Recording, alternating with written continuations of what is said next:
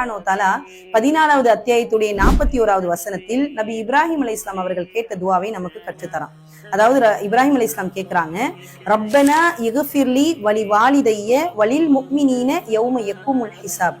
எங்கள் இறைவனே, விசாரணை நடக்கும் அந்த நாளில் என்னையும் எனது பெற்றோர்களையும் இறை நம்பிக்கையாளர்களையும் மன்னிப்பாயாகன்னு கேட்டாங்க.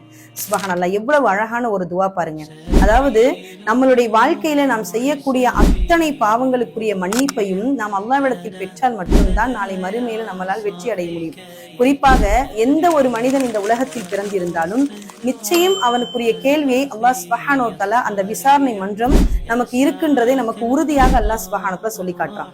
அப்ப இன்னைக்கு நம்மளுடைய வாழ்க்கையில் நாம் பயணிக்கிறோம் என்று சொன்னால், எதை கண்டு பயப்பட வேண்டும் என்று சொன்னால், இந்த வாழ்க்கையில் வாழக்கூடிய விஷயத்தில் அல்லாஹ் நாளை நம்ம இடத்தில் கேள்வி எழுப்புவானே, அந்த நேரத்தில் நாம் எப்படி பதில் சொல்வோன்ற அந்த ஒரு பயம் நமக்கு நிச்சயம் இருக்கணும். அந்த பயத்தில் தான் சஹாபாக்கள் அனைவருமே இருந்தாங்க.